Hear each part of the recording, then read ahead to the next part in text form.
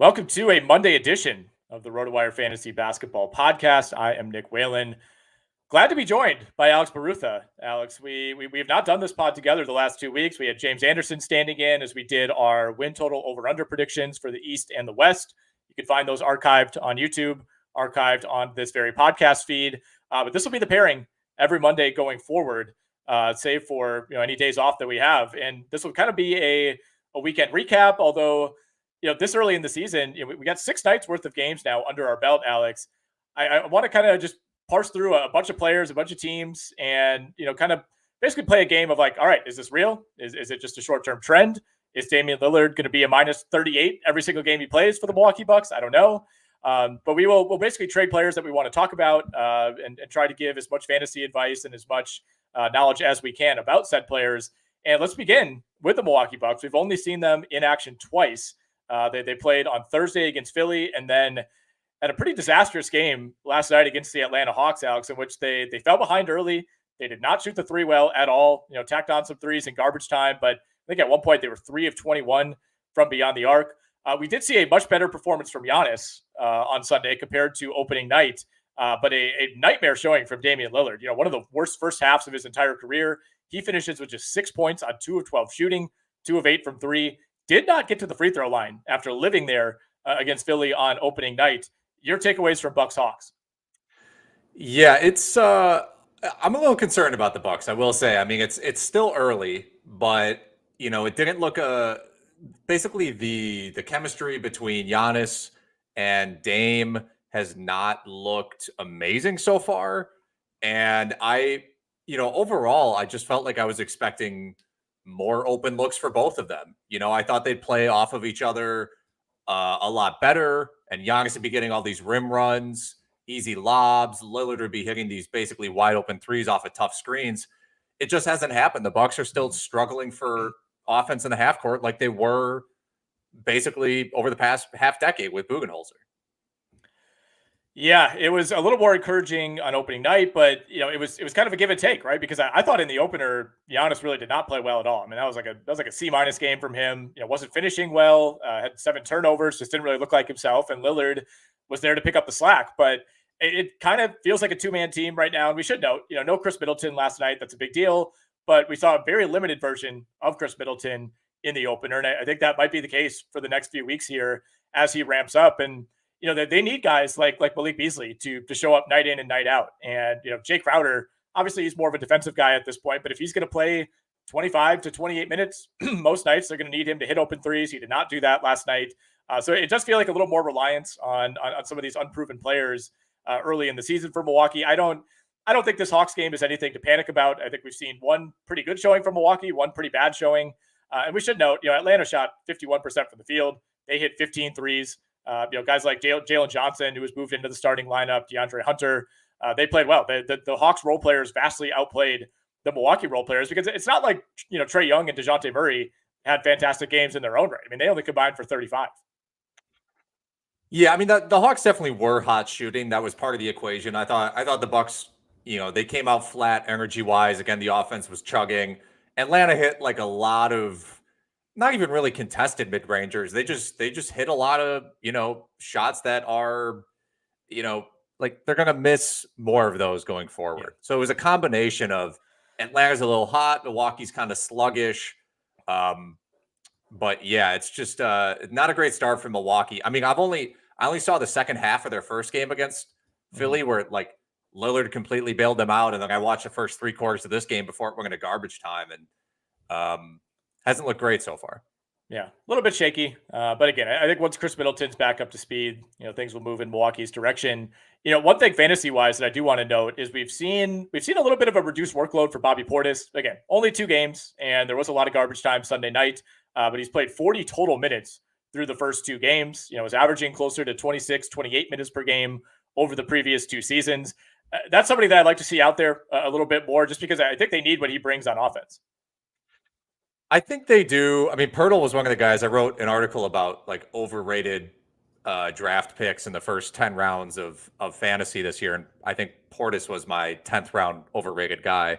I just thought there wouldn't be as much room for him to operate in the offense. And that's kind of borne out so far. I just think he's pretty much a drop, whatever fantasy league you're playing in, unless it's like a 16-team league. There's just too many options off the waiver wire this early to not take advantage of an upside guy. Saw the Lakers in action last night. They've already played 3 games, lost in overtime at Sacramento. This was as Lakers as it gets. Once again, role players struggling. Austin Reeves is off to a disaster start to the season. He was 1 of 12 from the field last night. D'Angelo Russell, for some reason, played 41 minutes. I mean, he's been a huge negative, I think, for this Lakers team thus far. 1 of 5 from 3. He and Reeves were 1 of 13 combined from downtown. Big news on the Sacramento side. De'Aaron Fox, rolled his ankle, was able to come back into the game, push through it in overtime. But it sounds like he's going to miss some time. They didn't really give us any sort of firm timetable. I would guess, somewhere in the range of 2 to 5 games minimum. So, get him out of your lineup in weekly leagues this week. And then, on the Lakers side of things, I think we sniffed this one out, Alex, on opening night. There was no way that LeBron James was going to stand pat and just, be okay with playing 28, 29 minutes a game. Here we are 3 games into the year, and he's already playing 39 minutes. Yeah, I hope people did not sell low on LeBron James after hearing that news. Yeah, they just need him out there. I mean, in theory, they shouldn't have to, because that was the whole point of having Anthony Davis. It's the whole point of rebuilding your roster with Hachimura in there, taking a flyer on Christian Wood, having Austin Reeves, in theory, be able to score 15 to 20 points a game. It just has not bore out that way. They continue to need 30 to 40 minutes from LeBron pretty much every night. Yeah, I think that's the way it's going to go. If they want to prioritize winning regular season games, which in a competitive West, they're going to have to do that. I don't see LeBron, it's not going to be 39 minutes every night, but it's not going to be 29 either. I think he'll be right at his normal workload. I mean, we go through this every year, right? I mean, it feels like once he turned 30, every team that he's been on, whether it's been the Cavs or the Lakers, have said, well, we got to pull back on his minutes. We can't be overextending LeBron. And then they find out pretty clearly that without LeBron, it's a total disaster, and they need him out there. So I think, for better or for worse, this continues, and we'll see what that means wear and tear wise for LeBron. He had 27, 15, and 8. Did have 8 turnovers last night. However, we did have a question early on in the chat, Alex. Franz Wagner or Keegan Murray? If you're, assuming, just kind of taking one for the rest of the season. Keegan Murray, 17 points, 8 boards, 5 assists, 2 steals, a block, and 3 3-pointers last night. But Franz Wagner also off to a good start. I would lean Franz Wagner. Yep. In pretty much every format, I would say. I mean, more so in a points format. But Wagner, you can make an argument that he's their number 1 option with Paolo Banchero, and Keegan Murray at best is the 3rd option in Sacramento's offense. Like, yes, he's a great 3-point shooter. He's going to get some steals and some rebounds and stuff, but Wagner's the man. Yeah, 2 games so far for Orlando. They actually catch the Lakers on the second night of a back-to-back tonight. I like that spot if you're looking for kind of a money line underdog to go with. I think this is a good schedule spot for Orlando. But Wagner's been great, and obviously the 3-pointers are what you think of with Keegan Murray. But Wagner 6 of 16 from beyond the arc, so the attempts are there through those first 2 games.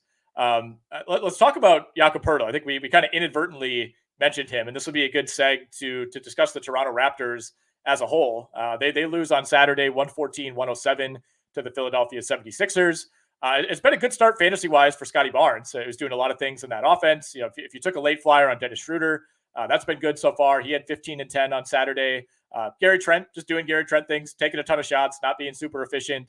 But both Jakob Poeltl and Pascal Siakam off to sluggish starts. Yes, I mean, Poeltl, first game against Minnesota, that's a tough matchup for him against Gobert. Plays 24 minutes, but still goes for 7 11 assists, stealing a block. Game 2 against Chicago, he fouls out in 19 minutes. You got to keep that in mind. Then plays 25 minutes against Philadelphia. That's a tough matchup, obviously. Still solid 6-7-3 with a block. I think, what this tells us is Poeltl probably is like a 25 to 28 minute guy within Toronto's offense. If you were drafting him to do more than hook up 10 and 10 with 2 assists and a block, you probably were drafting him too high. I don't think he's a drop, but it depends how shallow your league is and who's available. And unfortunately, that's going to be the case, or the sort of answer a lot of the time. But if you're in a 12-teamer, I would certainly hang on to him. Yeah, it's been disappointing relative to what he did after the break. He came over midseason and, finished out with 13 points, almost 10 boards, over 2 assists, 1 steal, 1 block per game. Like, he's never been this crazy high blocks producer by any means. So 2 blocks through 3 games. I'm not really panicking about that. You'd like to see a little bit more involvement in the offense, but I think it's still pretty early to even say what this Raptors offense is going to look like. I think they want to kind of test things out, running through Scottie Barnes, and it might not lead to a lot of wins, but it's led to good numbers for him so far. I was a little alarmed with Siakam only taking 8 shots. He got off to a disaster start on opening night. Like, I'm just getting crushed in field goal percentage in some of my leagues right now. Like him, LaMelo Ball, Markkanen, all those guys really struggled in the opener. Siakam was 5 of 17, looked better against Chicago, but regressed a little bit against the Philadelphia 76ers. Got some questions about Andrew Wiggins and Scoot Henderson in the chat, Alex. I took some flyers on Wiggins late. I actually thought he was a decent value, given how much time he missed last season. A lot of people kind of forgot about him and how important he is to this Warriors team. Not somebody who's really ever had injury issues in the past. I mean, he's been a 75, sometimes 80 plus game player earlier in his career. So I thought it was a buy low opportunity. But he's been relatively quiet so far, and that's with Draymond Green missing a couple of games. Wiggins averaging 11, 2, and 1 so far. Has given you a couple blocks, but he's one of those guys that I think maybe at this point in his career more effective in real life than in fantasy. Yeah, he's definitely a better real life player than a fantasy player. I mean, this is, like you mentioned, a bit of a concerning start with the extremely low usage, 3 assists in 3 games, only averaging, 11, 12 field goal attempts a game with the low minutes. I have concerns. I wouldn't blame you if you dropped Wiggins, especially if you're in a 10-teamer, because his upside is like, I don't know what, the 80th best player in his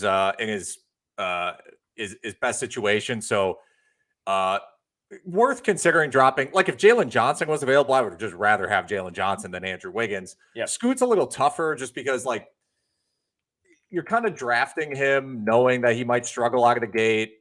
The issue is, like, is Portland going to be really bad, which they are really bad. And Sharp, I guess it's really discouraging that Anfernee Simons is out for a month, maybe even 2 months. And it's not Scoot Henderson picking up more usage. It's Shaedon Sharp.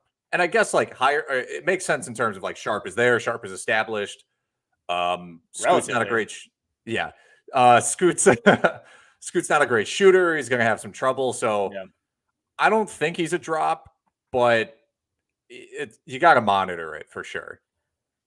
The thing with Scoot is, the upside is there, and I think there's going to be that fear of kind of dropper's remorse if you do drop him. But I mean, you certainly I wouldn't be starting him at this point. If you're holding him, don't put him out there unless you're in a really deep league. I mean, it's been ugly, man. There have been very few positives. I know he got it going a little bit in the second half against the Clippers, but these last 2 games, especially without Simons, like, I was really excited to see what he could do against Philly last night, and take 7 shots in 26 minutes. I mean, he's been picking up a ton of fouls, which you don't normally see from a rookie guard. I mean, that's a young big man issue, not something that you'd really think about with him. So that's limited his minutes a little bit over the last couple of games. But I mean, the shooting has been disastrous. He's 1 of 12 from 3. He's been super inefficient. I mean, it's tough to swallow that in roto leagues, and he's not giving you assists. He's giving you 2-3 a game. He's not really rebounding. The defensive stats haven't been there. So, we're less than a week into the season. There's not like a must drop for me right now, but I'd be relatively comfortable dropping him, and I just kind of want to have somebody else deal with that field goal percentage issue, especially. I do think later in the year, he's going to have the spots, but I don't know if there's going to be a lot of weeks. Like, if there's a 4-game week for the Blazers, there's not going to be a lot of weeks where Scoot Henderson has like 3 or 4 really good games. I think there's going to be a lot of peaks and then probably more valleys. Yeah, he's got more turnovers than assists right now. So that's obviously a problem if you're a 9-cat. And I think, maybe, like you mentioned, in a 4-game week, maybe he's startable, especially if you're in a points league. You never know. But at this point, definitely don't start him. If you're in a shallow league, I'm cool dropping him because you were kind of just hoping for like top 80 upside anyway. And if he's just not playing well enough right now. Got a question in the chat about Keontae George, Alex, rookie out of Baylor, first-round pick for the Utah Jazz. This is another rotation to me that I don't know that we've gotten a great gauge for it yet. They got blown out, started slow on opening night against Sacramento. They ended up beating the Clippers in a competitive game in Game 2, and then get blown out by Phoenix last night. Tough loss with no Bradley Beal and no Devin Booker out there for the Suns. But Keontae George looked good. 12 points, 7 rebounds, 6 assists, 1 steal. Did have 2 turnovers, but took 12 shots in 27 minutes off the bench. My question is, like, how consistent are those minutes going to be for Keontae George? Or, are we looking at a situation where in games where the Jazz are not being blown out, he could be more of a 15 to 20 minute guy at best? Yeah, I think going forward, you shouldn't assume more than the 20 minutes a game he's getting right now. But their backcourts, they got to figure stuff out back there because, they're starting Talen Horton-Tucker. Horton-Tucker puts up numbers, but he's not really a point guard. Jordan Clarkson's a veteran. Colin Sexton's kind of been all over the place. He's also not really a point guard. Chris Dunn is more of a defender. So the log jam is really going to just cap Keontae George's upside. But if you're talking someone to stash, longer term in your fantasy, who's someone I could add right now that maybe in a month or two, if I have the bench spot available, could pop off. And I think George is on that list because the offense does seem to run he is a true point guard, more so than anybody else on that team, at least with upside. Maybe Chris Dunn, but Dunn's offensive upside is relatively low. So yeah, he's a stash if you can afford it. I mean, I think in most leagues you can at this point, right? It's if you're in a 12 or a 14 team league and you got 4 or 5 bench spots, I think there's a pretty good chance you can keep Keontae George in one of those. Sometimes I like to kind of split my bench between a couple reliable guys who you could throw out there in a pinch and then some upside plays. I'm pretty comfortable putting Keontae George on that list. I think the worse the Jazz play, the better it is for him, right? I think right. if they're 1-7 a couple weeks from now, I think maybe that means we see less THT, we see more Keontae George. But again, they've played some 2 blowouts so far, so we don't really have a great handle on this rotation. I can tell you one player that I'm starting to panic a little bit about, Alex, is Walker Kessler. The minutes have not really been there. And again, the blowouts are have something to say about that, but 21, 22, 23 minutes for Kessler over these first 3 games. Did have 8 rebounds on opening night at a block. That's all well and good, but 2 blocks for Walker Kessler, 66 minutes into the year. Just 17 total rebounds. For somebody who is being pushed up draft board, somebody you had to pay a premium for, it's been pretty disappointing. This is a potential league loser category right now that we're talking about. I don't think I have any Walker Kessler. I'm not saying I blame anybody for taking Walker Kessler in the 4th or the 5th round. If you were taking him earlier than that, that's pretty tough. Yeah, they're just, I was even worried about John Collins after preseason, but Ned Collins is now seeing more minutes than Kessler. They're still playing Kelly Olynyk, about 20 minutes a game because of what he can do offensively, spacing the floor, dribble handoffs. It's just, you can't drop him. You just can't. But I'm worried for sure. Everyone, you should be worried. I had a question in the chat about Terance Mann. Latest update on him, did not practice today, that being Monday. Not trending toward playing tomorrow against Orlando at this point. They play a back-to-back Tuesday, Wednesday. I would guess that he misses both halves of that. Could be back in the mix next week, but it's a 2-game week for the Clippers. So obviously don't put him out in any weekly lineup leagues. I've never been a huge Terance Mann guy, Alex. I've been pretty clear about that. I feel like the Clippers value him significantly higher than any other team in the league. And he's 27 years old at this point. He's not a 21-year-old who hasn't really had a chance to prove it. He's played 25 minutes a game over the last couple of years, and every now and then he'll have a boom game. But I've just never been that intrigued, and I think the minutes aren't really going to be there for him unless one of Paul George and Kawhi Leonard are out. So to me, he's more of a spot start in daily lineup leagues, but not somebody I foresee myself being comfortable throwing out there in a weekly lineup league, unless we're looking at a long-term absence for Kawhi or PG. The minutes aren't even really the concern for me. It's the usage. Because you even saw 2 years ago, he averaged 29 minutes a game and ranked 181st in 8-cat because he can't get the ball because everybody else on Paul George and Kawhi Leonard and now Russell Westbrook are there. And so even if he gets 30 minutes a game, I don't think you're really ever going to start him because we're talking about a guy who somehow has been put on a pedestal when he is averaging 8, 3, and 2 when he sees 25 minutes a game. So I would prioritize almost anybody else on your waiver wire with upside compared to Terance Mann. And you can just stream the spot, fill guys in who are on 4-game weeks and start him if you have to. You're just going to get better value than that. Yeah. Yeah, and I know we mentioned PG and Kawhi, but they're still handing Nick Batum minutes. They're still trying to work Robert Covington into the mix. Norman Powell, even KJ Martin, I think will be in the mix at those forward spots too. So Man's going to play when he's healthy, but I just don't see this being an advantageous fantasy spot whatsoever. Let's talk about the Washington Wizards a little bit, Alex. They are 1-1 thus far. Got a win over the Grizzlies on Saturday after allowing 143 to the Pacers in the opener. It's been clunky. It's been very Wizardsy as we expected. But nonetheless, good team win. Everybody in double figures. Got 22 off the bench for Corey Kispert in that Memphis game on Saturday. Kispert hit 5 threes. Tyus Jones has looked good so far. I think he's performed about as you'd expect.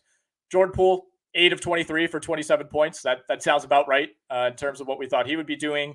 Kyle Kuzma, 1 of 10 from 3 on Saturday. Still gave you 21 and 13.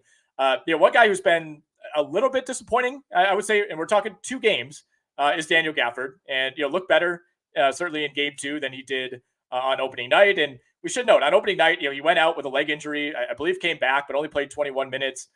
He's got 4 blocks through 2 games. That's really what you're targeting ultimately with Daniel Gafford. But I'll let you speak on him. I know he was one of your big targets this year. I don't know why people are panicking, to be honest. I mean, the first game was a blowout, like you mentioned, to Indiana. They got destroyed. So he played 21 minutes. Also had 5 fouls, but still only played 21 minutes. 6, 5, and 2. That's pretty good for a guy playing 21 minutes. And then against Memphis, plays 28 minutes, 10, 11, and 2. So to me, I wasn't really expecting him to do more than 10, 11, and 2. Our projections for him were actually like 12, 8, and 1.8. So, I don't think there's really any reason to panic about this at all. Okay, there we have it. And I will remind you, we are 2 games into the season, so things will change. We've already seen some boom games and plenty of down games, I think, from notable players. And I'm not worried about Gafford at all. I think you're right. I think he's been about as expected so far. And more than anything, you're chasing the blocks, right? I think the rebounds will be there. But if he could be a 2.0 block per game guy, pushing 2.5 at some point, if the minutes are there, I think you're going to hit your ROI on that, no problem. One guy that I was somewhat reluctantly buying in on this season, Alex, and I feel like I ended up with him in like 3 leagues when I had no intention of landing him, was Rudy Gobert. He's looked good so far. I mean, it's 2 big double doubles, 15 and 13 on opening night, 14 and 14 against the Miami Heat. Had 4 blocks in the opener against Toronto. Did not have a single block against Miami. But my entire case for Rudy Gobert was last season was the baseline. If he could just improve even 10% from that, we're not talking peak Rudy Gobert where he's the top 30 fantasy guy. But if he could just be slightly better than last season, where he was going in drafts, it felt like people had kind of closed the door on Gobert a little bit too early. Like he's only 31. As far as big men go, he has about as perfect of a track record as it gets as far as staying healthy. There just aren't that many 7'3" guys that gives you 70 games year in and year out. We know what the downside is going to be in terms of the free throws, but he's also taking vastly fewer free throws now than he was during his peak Utah years. Yeah, I think you're right to buy low on Gobert, and I think a lot of other people were doing the same, because he was going, I don't know, round 7 sometimes, and it's like, who else on the board has this kind of upside that's available at round 7? That's what we thought at the time. Now, if you drafted Jalen Duren there, it turns out you're probably winning your fantasy league right now. But yeah, I mean, I think, I'm not going to continue expecting like 14 and 14 games out of Gobert every single night. But at the same time, like that's, you can't be shocked by that because that's who he's been for the vast majority of his career. I still don't like the fit or anything like that. He's aging. Yes, he has bricks for hands. I get all that. But at his draft slot, yeah, you have to feel pretty good about what he's doing right now. I had a question in the chat about Naz Reid. He's looked good so far through 2 games. Coming off the bench, of course, but 25 and 8 with 2 steals. Hit 4 3-pointers in that win over Miami on Saturday. I love having Naz Reid. Like he's like my safety valve, big man. He's center eligible in most leagues. Not starting him most weeks, but not somebody I'm looking to drop by any means. Like there are not a lot of situations where you have 2 established big men in Gobert and Towns, especially one in Gobert who can only play the 5. And then you have this other big man coming off the bench who still sees, 25 to 28 minutes a lot of nights. Like I think Minnesota's content to play big. I don't think they have a lot of guard depth. And, they're going to try to, kind of be that team that bullies guys with someone like Reid coming in off the bench. They could play him with Gobert or with Karl Anthony Towns. So I'm absolutely holding Naz Reid. I think you have to. I mean, he's one of the best per minute fantasy players in the NBA, points leagues, category leagues, whatever you want to use. He's a high usage guy. And I was drafting him this year at the end of the draft, hoping that he would see like 22 minutes a game. And so if he can continue to see 24 to 28 minutes a game, he's going to be, you have to have him on your bench, maybe even startable on 3-game weeks, definitely 4-game weeks. So hold Naz Reid. No concerns whatsoever there. How are we handling the Houston Rockets, Alex? They're off to an 0-3 start. Look, we knew this would be messy. We knew this would be a really difficult rotation to predict night to night. Ime Udoka already looks just completely annoyed with this roster. Fred VanVleet had a couple decent games to begin the year. He was very bad against Golden State yesterday. 8 points on 2 of 13 shooting. You have to live with those games every now and then from Fred VanVleet. But I can't help but think he's kind of being dragged down, going from Toronto to playing with the supporting cast of Houston that, of course, has a ton of talent and I think could be a really nice young years from now, but still going through some growing pains. And, it's looking to me like it's not something that, Ime Udoka, who I think is a pretty significant upgrade from Steven Silas, it's just not something that's going to be solved overnight. Now, we did see Jabari Smith play well against Golden State. 14, 8, 5 assists, 2 steals. I know he's had his struggles on defense. Udoka, kind of called him out in his post-game presser, but he's somebody who I was mildly panicking about through the first 2 games, but good to see him get it at least somewhat turned around last night. Yeah, I think this Houston team is going to be as tough to predict as we expected. Now, the rotation, I think, is tighter than some people were expecting partially because you somehow have Jeff Green playing 19 minutes a game for this team, but Amen Thompson seeing 18 minutes, like you're basically getting almost no Cam Whitmore. Tari Eason's been out, but whose minutes does he take when he comes back? But yeah, I think on Houston, there's going to be a lot of nights where it's like different guys, because everybody on this team, everybody in the starting lineup has the opportunity to like take 20 shots on any given night and just get hot. So I wouldn't be panicking about anybody or like over the moon about anybody that I drafted from this team that's at least in the starting lineup. And your safest bet at this point is probably just Şengün. Yeah, I wanted to bring him up. I mean, 19-9 with almost 7 assists per game so far. That's been something that was a bit of a surprise. We the assists have increased his first 2 years, but this is a pretty big jump, and small sample. We'll see where that ultimately settles. Does only have 1 block through 3 games, so that's something to keep an eye on. And the free throw shooting has not been great. He's not taken a ton, about 4.5 per game thus far, but he's down close to 57%. He was in the low 70s each of the last 2 years. So I think that's something that will rise. Would not panic about that quite yet. We got a question about Markelle Fultz in the chat. He's somebody I wanted to bring up as well. I know we had a question over the weekend as well in one of our other videos asking, Markelle Fultz or Kobe White rest of season. You are our resident Markelle Fultz guy here at RotoWire, Alex. So I'll defer to you on this one. I don't think. I will say it's a little concerning. He's played only 25 minutes a game in his first 2 games, but the first game was a blowout over Houston. Second game was a little bit closer against Portland. Still had 6 assists in 25 minutes. I would put my concern at like very mild, but I think because they're still kind of experimenting with like Jalen Suggs, and Cole Anthony has played really well. I don't think Fultz is a drop, but if he's gonna only if it's 2 weeks from now and he's still only playing 25 minutes a game, then yeah, it's gonna be a more difficult conversation, a more difficult decision to have. He might still be able to get you 5 assists and a steal and a half in 25 minutes. It's possible. So if you're in a head-to-head category league and you're targeting assists and steals, that's probably fine. But in other situations, you can probably find somebody. Just stream somebody in if he continues to see such low minutes. Yeah, let's transition to talking about the Oklahoma City Thunder, who just, they fell victim to the Denver Nuggets last night. There's no other way to put it. That was a 33-point beatdown. Denver led that one from the jump and really never looked back.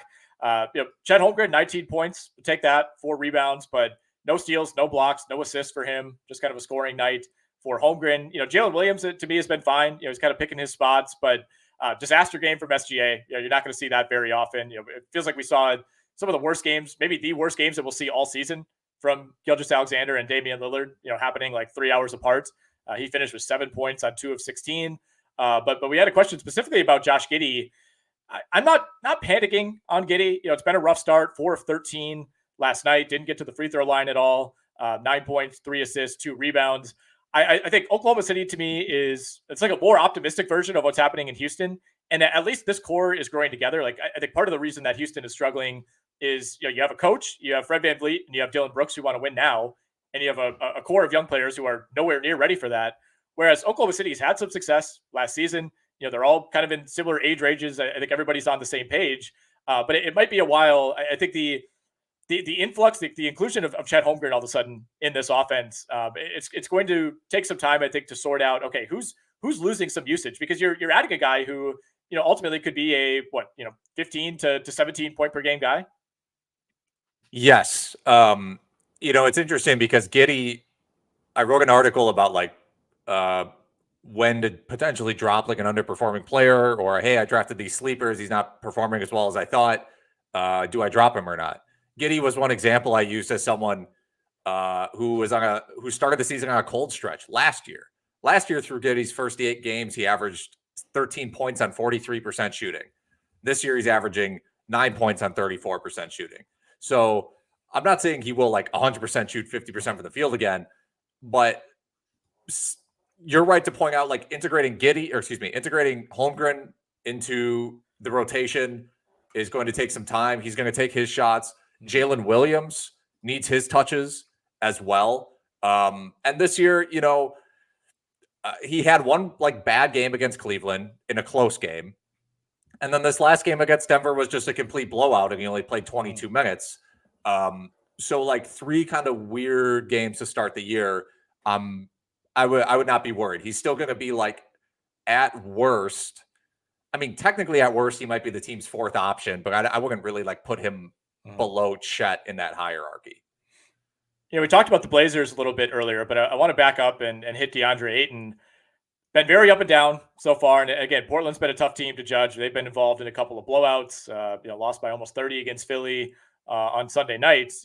Ayton had 2 steals and a block in that one, had 3 steals and a block on opening night. So it hasn't been all bad. I mean, I think if you look at the cumulative averages so far, he's down big in scoring, and that's what we'll hit on most. But the rebounding is right where it should be. The steals and blocks are pretty in line with what we saw last season. Same with field goal percentage.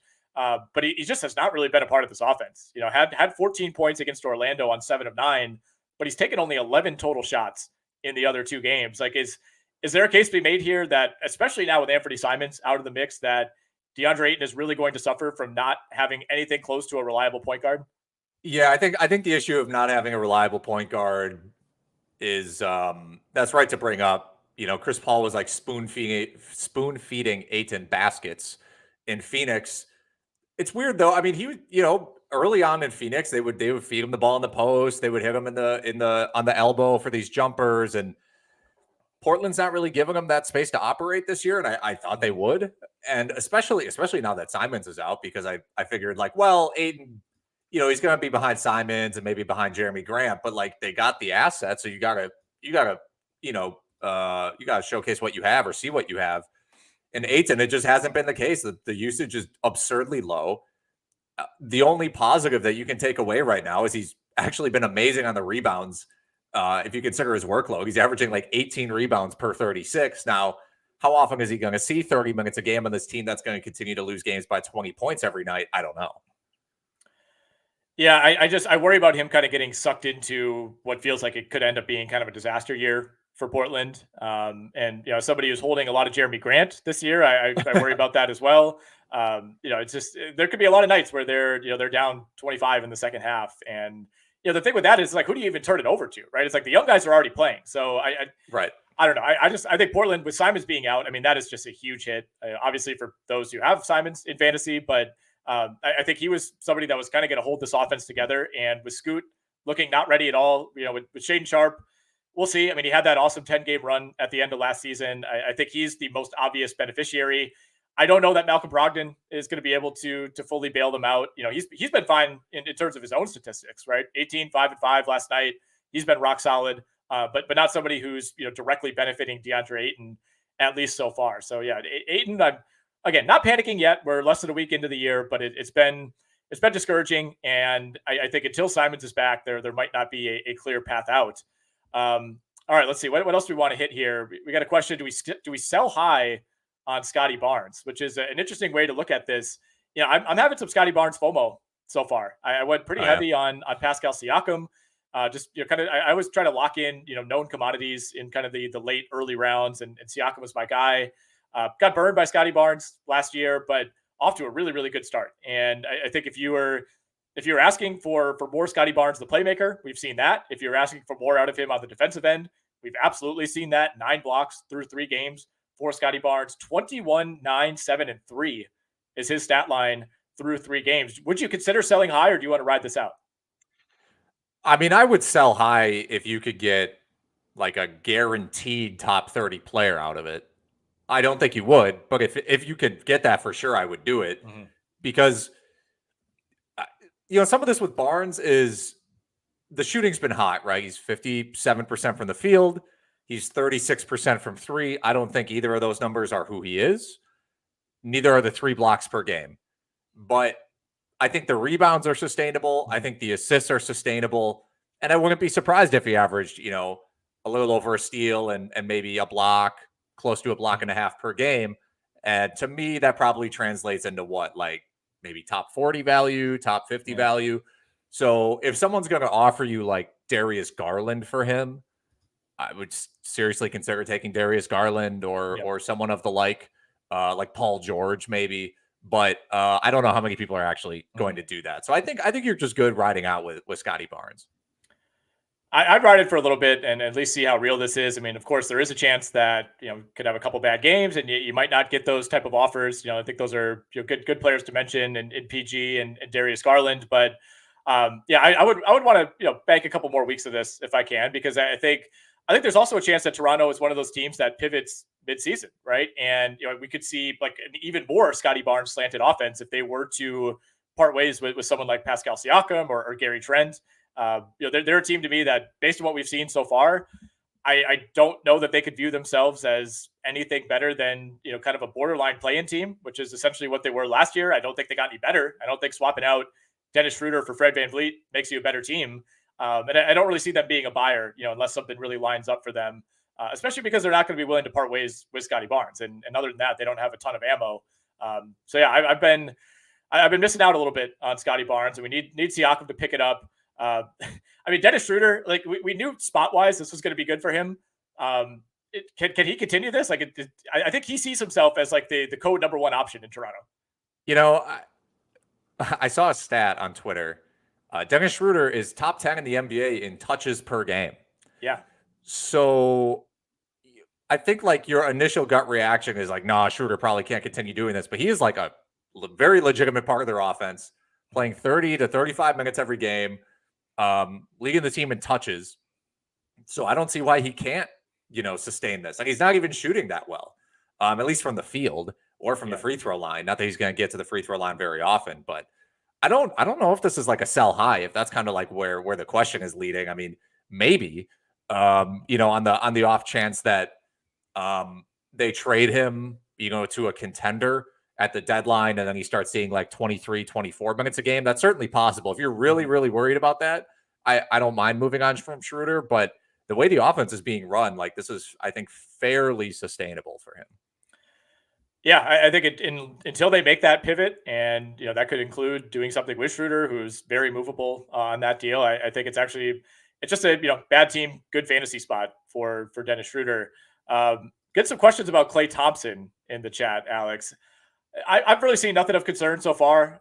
He's just kind of it's a new version of Klay Thompson, right? And I think at this point in his career, he's no longer quite as elite as he was on the defensive end, but at the same time, I think everybody talks about Klay like he's fallen off a cliff over the last couple of years, and missing as much time as he did with the injury.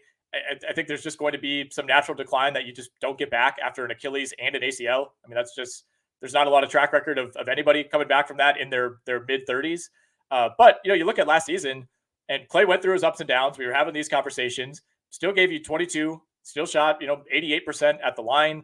The field goal percentage is what suffered. At his peak, he was 46-47% from the field, which is wild for a guy taking 7-8 threes per game. But he was up over 41% for three last season. He's at 40% so far. Attempts are slightly down. Minutes are right where they need to be, though. I have no panic whatsoever on Klay. Unless you think that the injuries catch up to him at some point at age 33, which they could. But I think he'll probably be about the guy that he was last year. I think Golden State's going to need him to be that. Yeah, to me, I mean, you're drafting Klay because he's a three specialist at this point. I don't really think there's any other reason to have drafted him. And, you're concerned about the injuries. But I don't really think you're going to be able to sell high on Thompson. I don't know if your league is really shallow, you could drop him in theory, but I don't think I would. He's just, you kind of just, like if your team build isn't, let's say you're in a head-to-head category league and you're not targeting threes, I'm okay with maybe moving on from him. I don't know if I would, I don't know if I would drop him, maybe try to trade him to somebody else. But if you're that worried about the injuries, I don't know why you drafted him in the first place, unless you basically got him for free at pick like 120. Yeah. So I think what he's doing right now is just who he is. Getting a lot of Mike Conley chatter as well, Alex, in the chat. 2 games under his belt so far. I think he's looked about as expected, right? Pretty much in line with what he was doing last season. I guess assists have been slightly down, but tough to really say anything over a 2-game sample. At this point in his career, I mean, Mike Conley is 36 years old. I think expectations need to be tempered. With that said, I still found myself grabbing him at the end of a lot of drafts. I talked about wanting to fill out my bench in competitive leagues with a couple of upside plays and a couple of guys that I feel good plugging in on a 4-game week, and I think he still fits that for me. Yeah, he was a low upside flyer at the end of drafts. Especially if your point guard position was not really settled, you just needed a guy there. He's just a setup man for Minnesota, right? He just sets everybody else up on the team. As a floor general, hits his open threes. I don't be surprised if he plays 60 games because he's 36 years old, but you're good here. Yeah, don't have a lot to say about Mike Conley. Get some Nick Vucevic, some Nicholas Claxton questions as well. I mean, with Claxton, he got hurt in the opener and didn't play the other night against Dallas. Not going to play tonight against Charlotte. The Brooklyn Nets also play Wednesday against Miami. And then Friday, Saturday, back-to-back. So it is a 4-game week, a little bit of a tricky situation, but you can't really start him with confidence right now. Meanwhile, Vucevic, I mean, he's been as reliable as it gets, right? I mean, you talk about a guy that's basically just going to lock into like a 30th to 45th finish overall in Roto. That's been the case for him for basically the last decade, but it does feel like he's been a little bit marginalized so far. I mean, the Bulls set the NBA record for fastest players-only meeting after opening night. And I think Vucevic's involvement was something that was, coming to a head already in the first game of the year. Not a great sign, but yeah, his usage is way down. He's down at 11 points per game. The rebounds are down as well. If you had to choose between Vooch and Claxton, assuming this is not a long-term injury for Claxton, who are you going rest of season? Actually, that's pretty tough. Because like you mentioned, Vooch has been more stable. His attempts are down. He's been relatively healthy, but he's older, so he's still kind of an injury risk. I think I would actually lean Claxton, but I don't know if I would actually make a move on that if I had either guy. It would, I feel like if I was in either position, like if this was a trade on the board, I feel like whichever guy I had, I would be nervous to accept the trade. Yeah. Well, it partially depends on your build as well. I mean, if you're looking for blocks, then you want Claxton. I mean, I think I would favor Claxton at this point. It does feel like the cliff could be coming for Vooch at some point, and, the cliff could be coming for this Bulls team at some point. And I don't know that he would, if there is some sort of blow up scenario, I don't think that would necessarily benefit him. It feels like the Bulls are going to repeat basically what they did last year, which is going to be a really frustrating season. And I think at age 33, at some point, Vooch isn't just going to be locked into 18 and 11 every year. And, we saw the blocks and the steals start to wane last season as well. So I think there's more upside certainly with Nicholas Claxton. What about Tre Jones? The Spurs have been a really fun team to watch so far, obviously due to Wembanyama. Didn't see a ton out of Wembanyama on opening night due to foul trouble, but the flashes have obviously been there. Tre Jones stepped into that starting role last season, 13 points, 4 rebounds, 6.5 assists, 1.3 steals per game, kind of a junior version of what Tyus Jones gives you. but they're going with the Sochan experiment so far this year, and it hasn't benefited Tre Jones. He played 25 and 33 minutes through the first 2 games, only 20 minutes in a blowout loss to the Clippers. In their third game, had 5 points, 4 assists, and a steal in that one. I'm still okay holding Tre Jones in most leagues. I mean, if you're in a shallower league, then yeah, it's probably time to part ways. But I still think even if he's only playing like 23 minutes a night, like there's a lot of nights where he's going to get you 4, 5, 6 assists. He's still going to be a really high steals per minute guy. Yeah, I don't. The Sochan experiment, it hasn't looked great. The offense is really clunky. The spacing is bad. I won't be surprised if Tre Jones becomes the starter again sooner than later. Mm-hmm. Is he a drop in a 10-team 9 cat? I wasn't going to be drafting Tre Jones for him to be more than like barely a top 100 player. Mm-hmm. He's just a low upside guy. Like Nick said, he can get you 6, 7 assists a game, good steals per minute. So if you're in a category league and you need those categories, you're good. But if you're looking for just pure upside, if you're in a 10-teamer, your bench, you can take a lot of flyers on upside guys. You can be streaming in guys on 4-game weeks. He's not a must hold. It kind of depends on what your team build is. Tough question here, Alex, from Giovanni. Jaden Ivey or Killian Hayes? Who's the better pickup right now? It says a lot, I think, about where Jaden Ivey, is, that this is a legitimate question. Is neither an option? I think that's kind of how I feel about it right now. Yeah. They're both basically saying that seeing the same minutes. Like what you're looking at is Ivey's got more scoring upside. Hayes has more upside as a passer and defender. So if you're talking about specific categories that you need to shore up, consider that. If you're just talking like points, like a points league, and you just need that, I don't know. Like initially before the season, I would have told you I'd be more worried about Hayes because Monty Morris hasn't played, and Monty Morris is going to come back next month. And is he going to take minutes from Killian? Now I'm worried he's going to take minutes from Jaden Ivey. So I would explore other options on my waiver wire if possible. I feel like there's some sort of disconnect between Ivey and Monty Williams. Just the move to bring him off the bench right away felt a little strange. Ivey did biff a windmill dunk the other night, which is just like for a guy who's like struggling to try to get back in the starting lineup. That's not a great look. Detroit's a weird roster. Just too many veterans trying to get minutes. Like I do think this could eventually sort itself out. If they part ways with Alec Burks, Joe Harris, guys like that. If they sell off some pieces. Obviously, we haven't even seen Bojan Bogdanovic yet. He could cut into Jaden Ivey's workload a little bit. But I think for the short term, I would lean Killian Hayes, which sucks. I hate that I have to say that. I like Jaden Ivey a lot more as a long-term piece, but I just don't know that the Pistons value him that way right now. All right, question here: How do you see Jordan Poole doing in Washington? I would say, Alex, that what he's done so far is a pretty good preview. I think he'll be a little bit more efficient. I think if he shoots like 42, 43% from the field, that's fantastic. You'll take that every day of the week. He's under 40% right now. My guess is he comes in closer to 24, 25 points per game. But, he was a 4.5 assist game guy in Golden State, which is good. You don't think of Jordan Poole as really a passer at all. The presence of Tyus Jones, I feel like, is taking some of those opportunities away.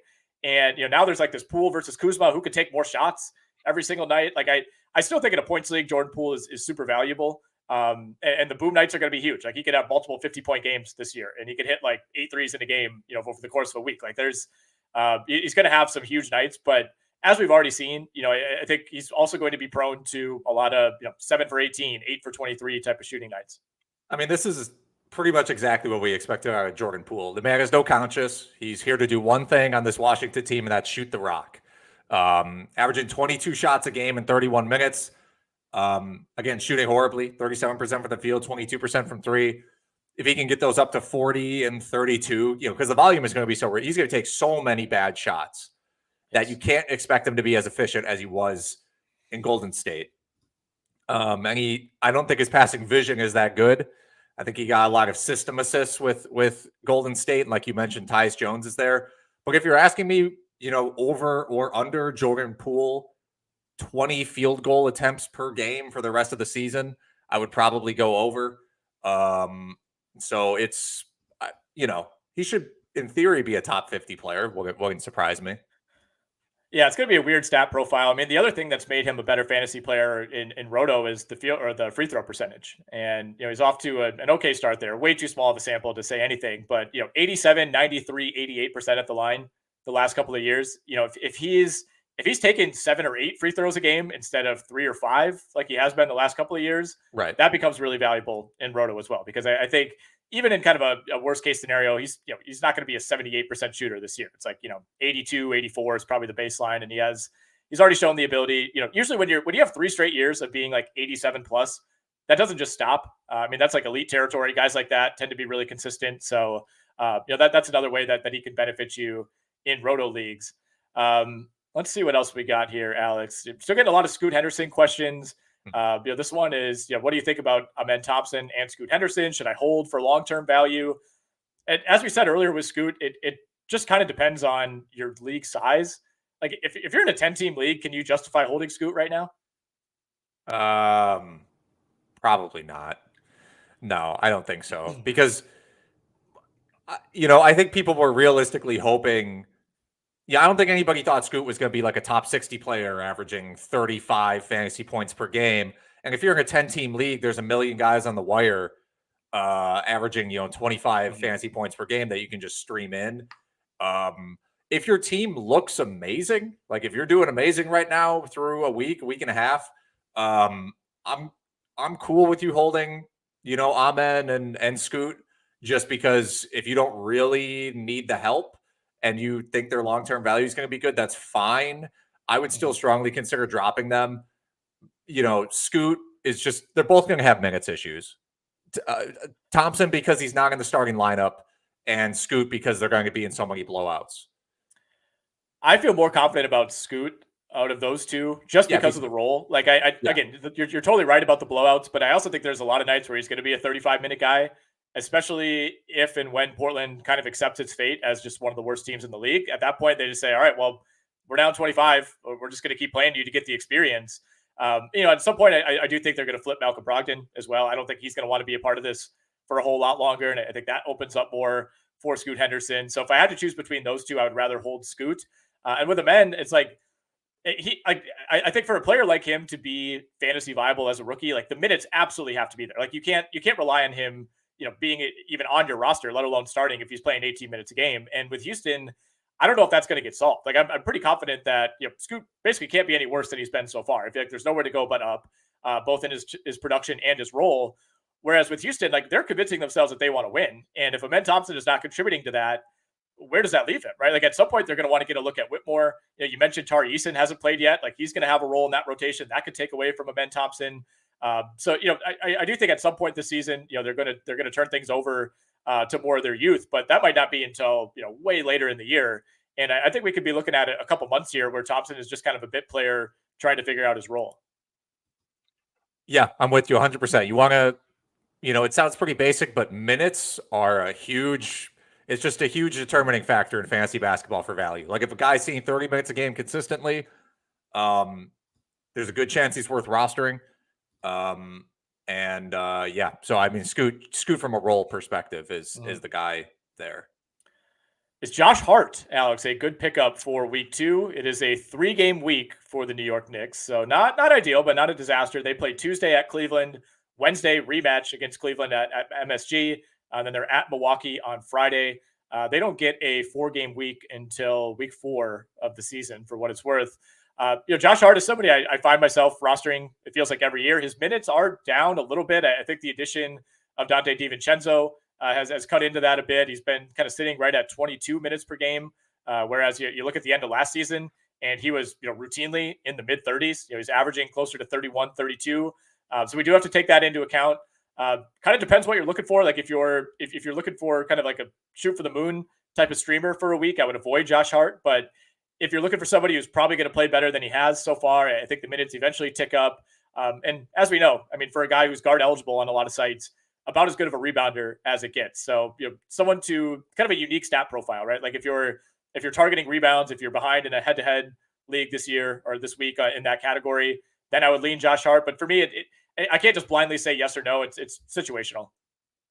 Situational, I would lean no just because of the minutes. Hart needs like, I don't know, 28. Hart needs almost 30 minutes a game to be a rosterable fantasy player in like 12-team leagues. And if he's only seeing 22 minutes a game, and not controlling the rock really in any way, it's just I wouldn't pick him up. I feel like there's probably somebody else like a 4-game week that you can stream in. That's just worth it.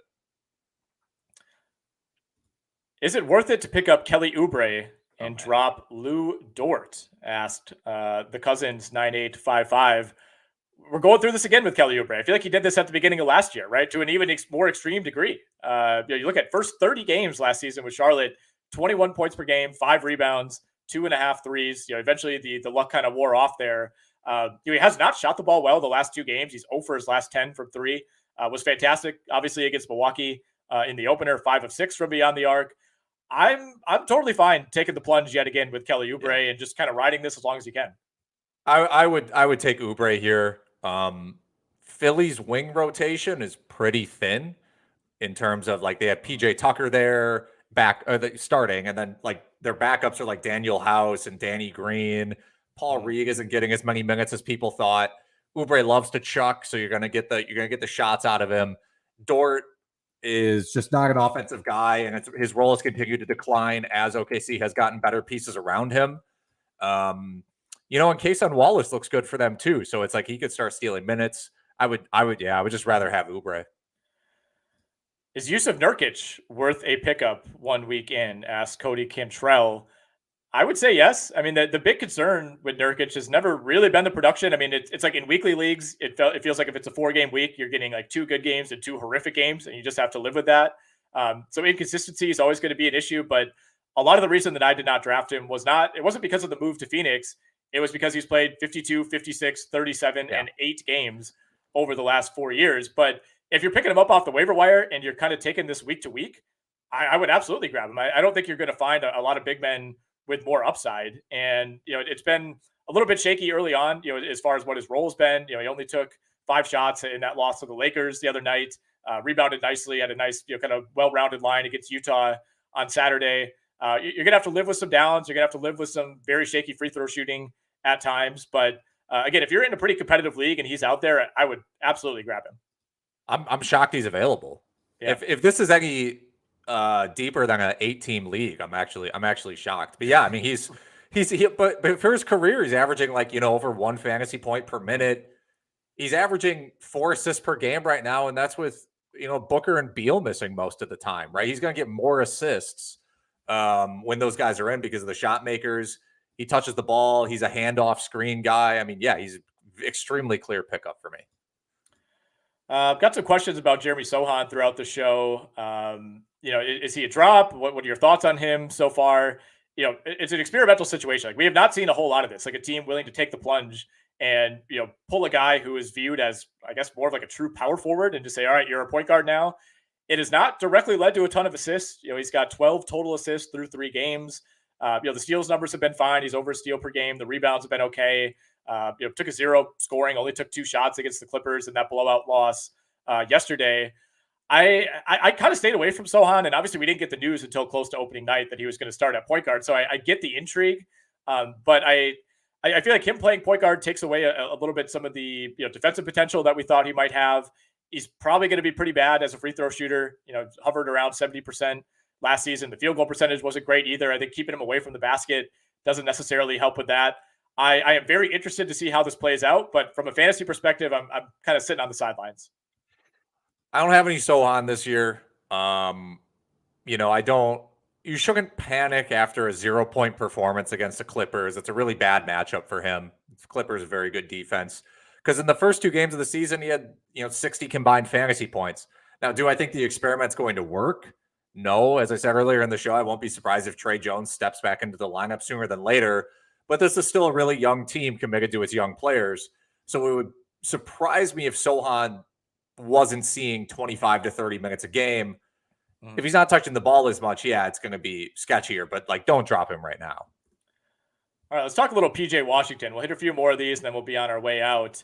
Got a lot of questions about him. He was somebody I instantly regretted not targeting a little bit more aggressively after opening nights, 25 and 5 It was only 1 of 6 from 3. That was the thing. I mean, all of his misses essentially were 3-pointers. And that was kind of again the case against Detroit the other night. He's off to a really bad start shooting the ball, 2 of 11 from beyond the arc, but playing a ton of minutes, playing next to Mark Williams up front. PJ Washington to me is always somebody that I like grabbing if I can late in a draft. Like, it feels like he's always been undervalued. The last couple of years, like earlier in his career, it was always like, is he going to be a full-time starter? Is he not?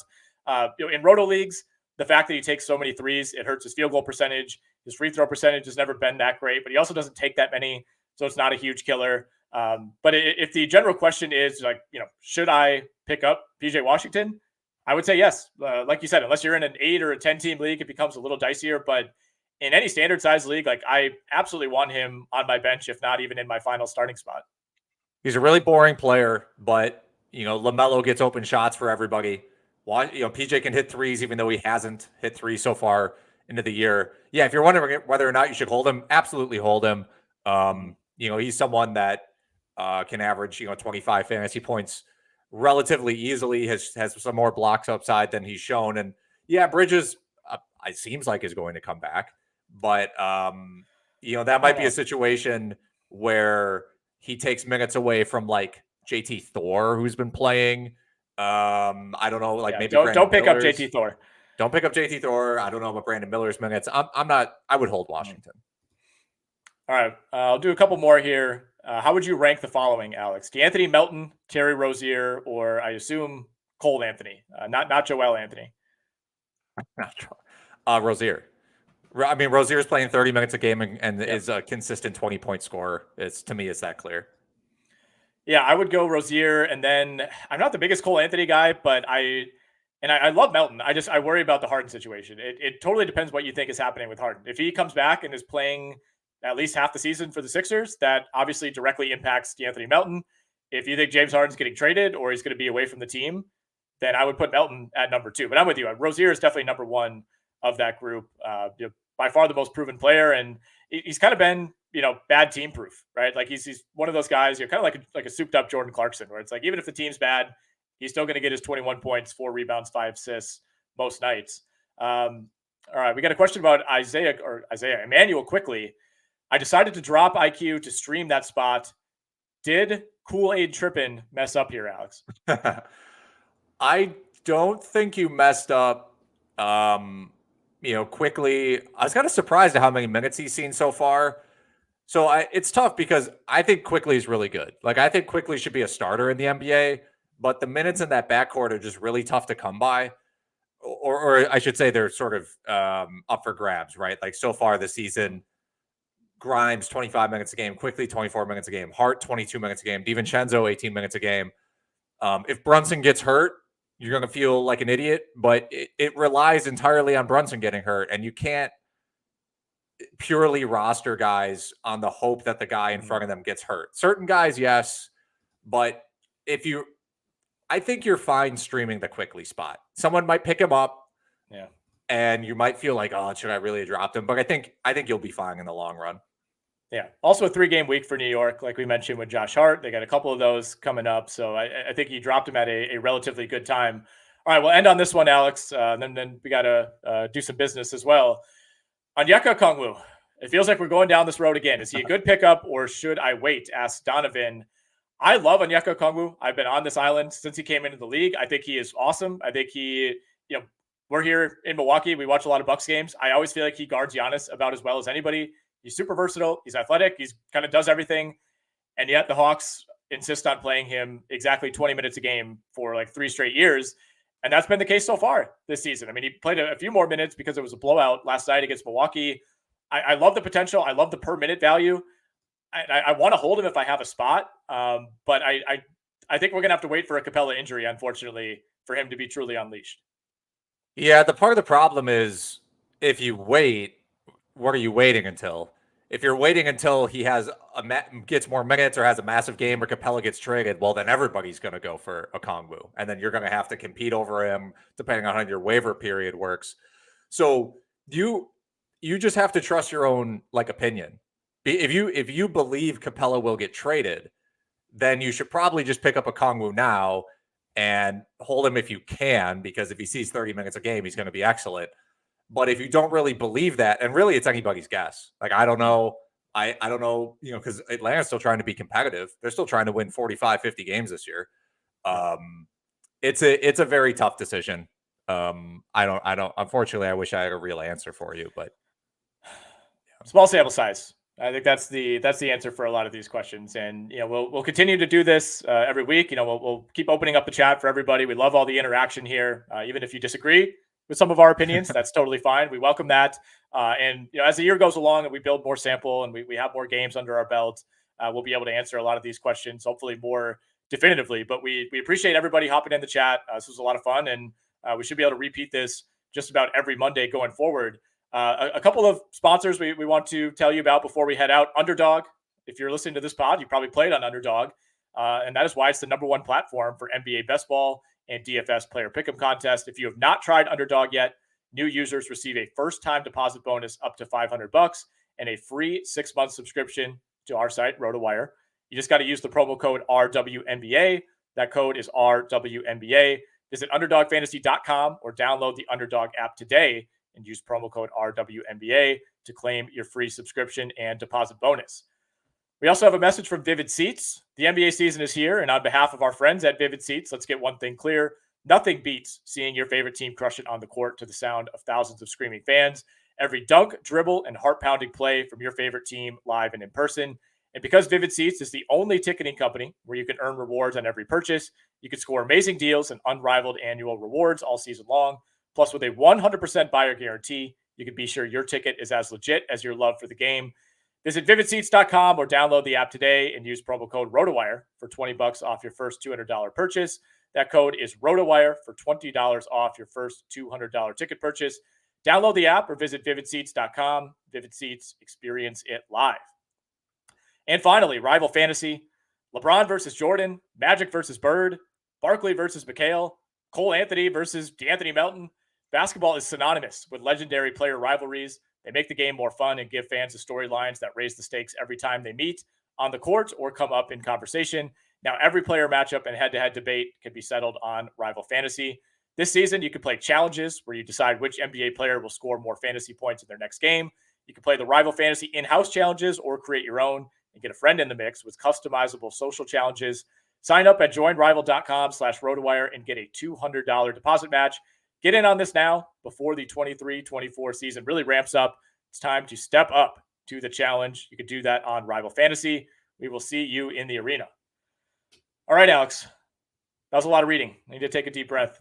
A lot of fun breaking down these questions with you. Always love talking ball. We will be doing it on RotoWire's flagship show on SiriusXM NBA. You can catch us on there each weeknight, 7 p.m. Eastern. We'll be on there tonight, breaking down a huge Monday night slate. We'll be on there Tuesday and Wednesday as well. Next time we talk on this pod, Alex, unless something goes horribly wrong, I will be a married man. Looking forward to hanging with you this weekend at the wedding, and we'll get back at it next Monday. Awesome. Sounds good.